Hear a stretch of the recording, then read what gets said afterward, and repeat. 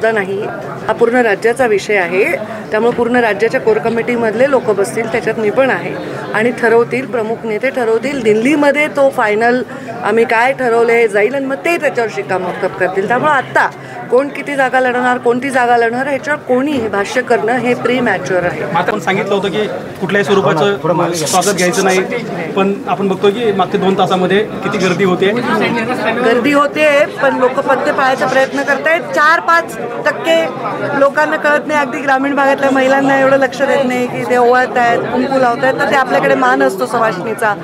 आणि फुलं आम्ही भगवान बाबांच्या मूर्तीवर उधळले. इथे पण आम्ही जगन्नारायण महाराजांच्या इथे मोठा एक हार अर्पण केला, महाराजांचं स्वागत केलं इथे. तर आम्ही सत्कार स्वीकारायचा नाहीच, पण इथला नारायणगडावरचा सत्कार हा आशीर्वाद आहे आणि त्यामुळे आशीर्वाद रूपाने तो मी स्वीकारलाय. लोकांचा उत्साह साहजिक असणार आहे. 6,75,000 मतं मला लोकसभेला मिळालेली आहेत. त्यामुळे ते आणि ज्यांना मतं आपण नाही दिली याचं वाईट वाटतं ते सगळेच आनंदित आहेत. पण लोकसभा निवडणुकीचा निकाल तर लागला, 6,75,000 मतं मिळाली, पण आता विधानसभा फार जवळ दिसते. तर आहे ना, माझंही लक्ष विधानसभेकडे. काही मंत्रीपद तुम्हाला मिळण्याची जी आहे ती शक्यता मोठ्या प्रमाणात आहे, समर्थकांची इच्छा देखील आहे. काय नेमके संकेत तुमच्या पक्षाकडून? आता मला पुढच्या कुठल्याही निर्णयात कधी काय होणार याच्याबद्दल काही कल्पना असायचं कारण नाही, कारण त्या बद्दलची कुठलीही चर्चा माझ्या समोर झालेली नाही.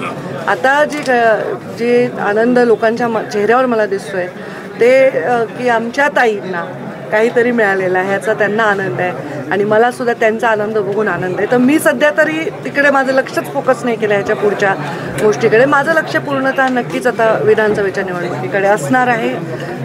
बघू आता काय काय घटना घडतात पुढच्या काळामध्ये. दरवेळी 2 पक्ष एकत्र येऊन निवडणूक व्हायची, भाजपा शिवसेना असेल किंवा राष्ट्रवादी असेल, काँग्रेस असेल. यावेळेस मात्र 3 पक्ष आहेत सोबत, भाजपा शिवसेना आणि राष्ट्रवादी देखील आहेत तुमच्यासोबत. इच्छुक फार मोठ्या संख्येने आहेत. कसा एकंदरीत याचा मी तुम्हाला एक सांगते की जेव्हा भारतीय जनता पार्टीचा 19मध्ये आम्हाला जनादेश मिळाला होता, त्याच्यानंतर जे सरकार स्थापन झालं होतं तेच 3 पक्षाचं झालं मुळात.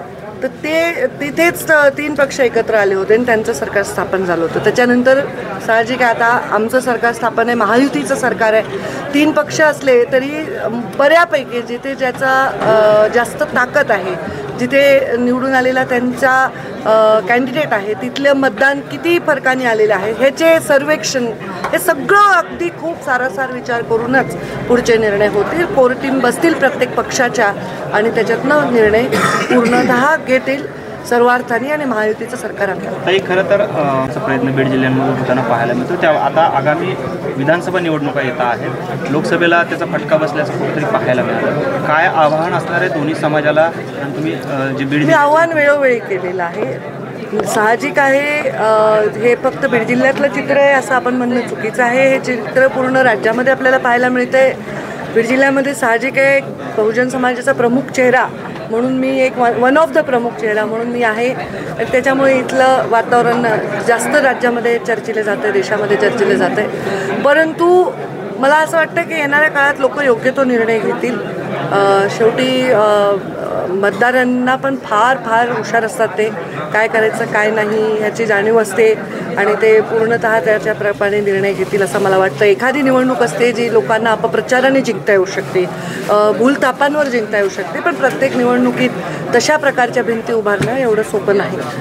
लोक ग्रामीण भागातील लोक आहेत, त्यांना तेवढं बऱ्याच वेळा त्यांना ज्ञान तेवढं माहीत नसलं तर त्यांना कुठेतरी दुर्लक्ष तिकडे म्हणजे दुसऱ्याचकडे वळवण्याचा प्रयत्न नक्कीच लोकसभेच्या निवडणुकीमध्ये आपल्याला पाहायला मिळाला. कुठेतरी एक चुकीचं नरेटिव्ह सेट करण्याचा प्रयत्न लोकसभेमध्ये पाहायला मिळाला. तसं आता होऊ दिलं जाणार नाही.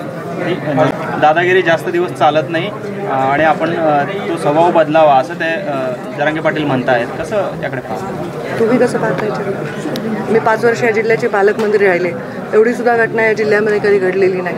त्यामुळे माझ्याविषयी सन्मान आहे सर्व समाजाच्या मनामध्ये. त्यांच्या मनाला कुठेतरी वेगळीकडे वळवण्याचा प्रयत्न जरी झाला तरी माझ्याविषयी विश्वास आणि सन्मान आणि माझा विकास डोळ्याने लोकांनी पाहिलेला आहे. त्यामुळं अशा काहीतरी चर्चा ज्यांना म्हणजे आता हा अनुभव असतो राजकारण, मंत्रिपद, आमदारकी, खासदारकी या अनुभवातून गेलेला व्यक्ती आणि याच्यावर बोलणार आहे, ह्याच्यामध्ये फरकच आहे. आता मी पडले ना संपर्क कमी झाला होता असं काही मी मान्य केलं नाही, काही पण तुम्ही बोलू काही नका. लोकसभेला तुमचा निसटता पराभव झाला आहे, मात्र सोबत असणाऱ्यांनी तुमच्या विरुद्ध काम केले तर पुढे आले, याच्यावर आपली कुठली प्रतिक्रिया आलेली नाही, कसं बघता? याच्यावर प्रतिक्रिया द्यायच्या नसतात.